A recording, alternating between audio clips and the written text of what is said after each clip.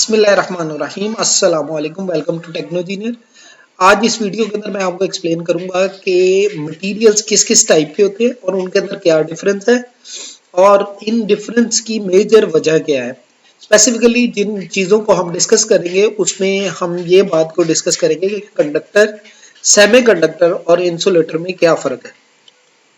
सबसे पहले अगर मैं बात करूं एटॉमिक स्ट्रक्चर की तो एटम बेसिकली क्या है। बाय डेफिनेशन हम देखें तो एटम है an atom is a smallest particle of an element that retain the characteristics of an element. Atom को अगर हम डिफाइन करें तो ये एक एलिमेंट का स्मॉलेस्ट पार्टिकल है। अगर इसकी कंपोजिशन की तरफ जाएं तो इसका जो सेंटर होता है इसको न्यूक्लियस कहते हैं और न्यूक्लियस के अंदर बेसिकली प्रोटॉन्स होते हैं यानी कि पॉजिटिव चार्ज होता है और इसके न्यूक्लियस के इर्द गिर्द ऑर्बिट्स बने होते हैं और उन ऑर्बिट्स में इलेक्ट्रॉन्स फ्लो करते हैं और इलेक्ट्रॉन का नेगेटिव चार्ज होता है।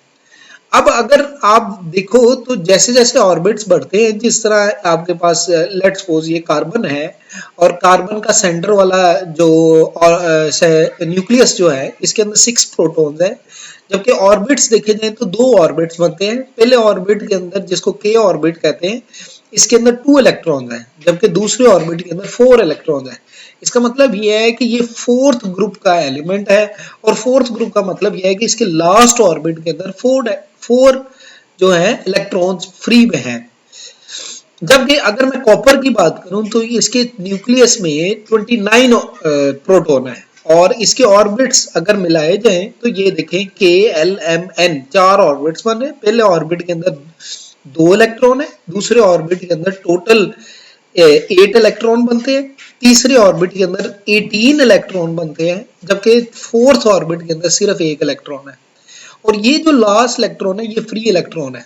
अब आप देखो तो कंपैरेटिवली अगर हमने ऑर्बिट के अकॉर्डिंगली देखना है तो हमारे ऑर्बिट में मिनिमम अगर फर्स्ट ऑर्बिट की बात की जाए तो मिनिमम 2 इलेक्ट्रॉन होने चाहिए। सेकंड ऑनवर्ड ऑर्बिट के अंदर कम से कम 8 इलेक्ट्रॉन होने चाहिए ताकि ये बैलेंस्ड हो जाए।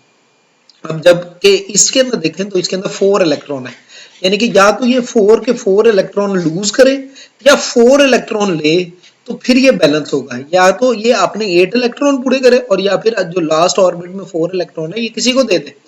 लेकिन आप देखो कि इसको काफी ज्यादा एनर्जी चाहिए इन 4 इलेक्ट्रॉन्स को या तो गेन करने और या फिर सेंड करने के लिए, जबकि इसके अंदर देखो तो इसके लास्ट ऑर्बिट में सिर्फ 1 इलेक्ट्रॉन है। अगर ये 1 इलेक्ट्रॉन फ्री इलेक्ट्रॉन दूसरे किसी एटम को दे दे तो ये बैलेंस बन जाएगा।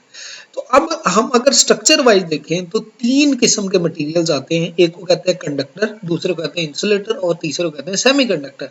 ये तीनों मटेरियल्स के लिहाज से देखा जाए तो ये उसी तरह ही है कि इसके जो लास्ट ऑर्बिट के अंदर कितने फ्री इलेक्ट्रॉन है और क्या ये फ्री इलेक्ट्रॉन इजीली मूव कर सकते हैं दूसरे एटम के अंदर कि नहीं। जिस तरह कंडक्टर के अंदर हम कहते हैं कि जो लास्ट ऑर्बिट के अंदर जो इलेक्ट्रॉन है ये इजीली मूव कर जा सकते हैं एटम टू एटम, यानी कि बाय डेफिनेशन हम देखें तो when electron can move easily from atom to atom in a material the material is called conductor.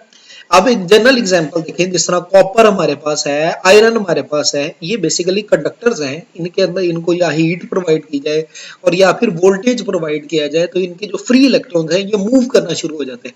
जब फ्री इलेक्ट्रॉन इनके मूव करते हैं तो ये बेसिकली एक कंडक्टर का फिनोमेना अडॉप्ट करते हैं, यानी कि इनके जो फ्री इलेक्ट्रॉन है तो एनर्जी एक पॉइंट से दूसरे पॉइंट पे मूव करने लग पड़ती है। कॉमन एग्जांपल इसके अंदर सिल्वर है, कॉपर है, गोल्ड है, आयरन है, ये कॉमन एग्जांपल्स हैं जो एज ए कंडक्टर यूज होते हैं।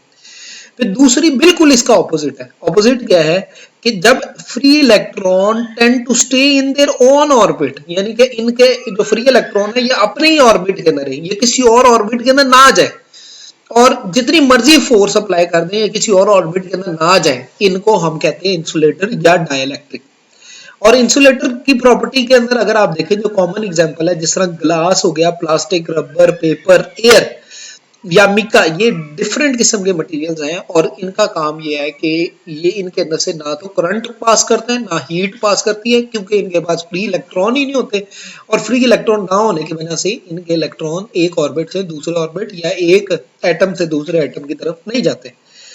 अब तीसरा मटेरियल आता है, इसे कहते हैं semiconductor. Semiconductor basically in between conductor and insulator है। अगर बाय डेफिनेशन इसे देखा जाए तो semiconductor are material which have a conductivity between conductor and non conductor, यानी कि कंडक्टिविटी इनकी कंडक्टर और नॉन कंडक्टर के दरमियान में है। नॉन कंडक्टर यानी कि इंसुलेटर और कंडक्टर यानी कि जो कंडक्शन प्रोवाइड करते हैं। अगर आप देखो कि हम सेमीकंडक्टर की बात करते हैं तो इसके बारे में हम ये कहते हैं कि अंडर सर्टेन कंडीशन ये कंडक्टर के तौर पे बिहेव करते हैं और अंडर सर्टेन कंडीशन ये इंसुलेटर के तौर पे बिहेव करते हैं।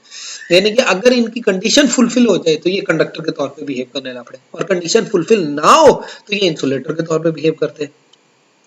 तो ये एक बेसिक स्ट्रक्चरल मैकेनिज्म है। अगर आप देखो लेट्स सपोज लास्ट ऑर्बिट एक एटम का उसको हम कहते हैं वैलेंस बैंड। अगर इसके साथ दूसरा एटम है और उसका जो लास्ट ऑर्बिट है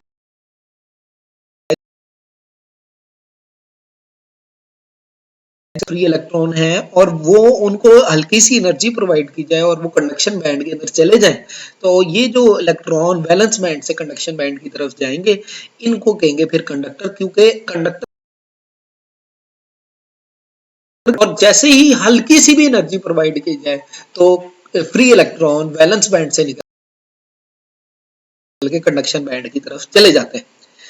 जबकि सेमीकंडक्टर के अंदर ये बेसिकली एक नैरो गैप होता है। इतना गैप होता है कि अंडर सर्टेन कंडीशन यानी कि कोई हीट एक स्पेसिफिक या कोई वोल्टेज एक स्पेसिफिक या कोई सनलाइट एक स्पेसिफिक इसको मिलती है, अंडर सर्टेन कंडीशन ये इनका जो बैंड गैप है ये क्रॉस हो जाता है और फ्री इलेक्ट्रॉन वैलेंस बैंड से निकल के कंडक्शन बैंड की तरफ चले जाते हैं।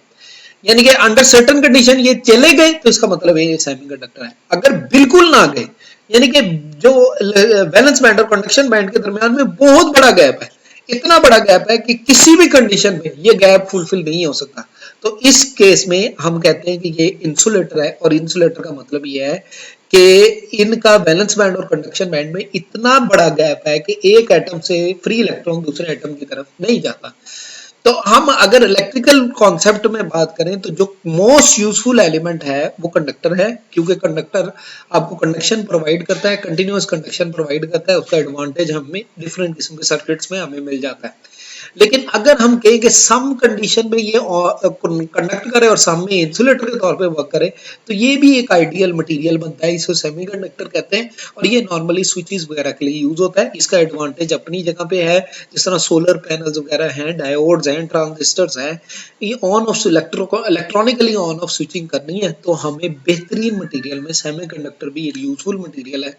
ये दो मटेरियल कॉमनली यूज होते हैं और अगर मैंने इस कंडक्टर के ऊपर कोई इंसुलेशन कोई प्रोटेक्शन डालनी है कि ताकि हमें कोई करंट ना पड़े तो फिर हमें इंसुलेटर चाहिए होते हैं।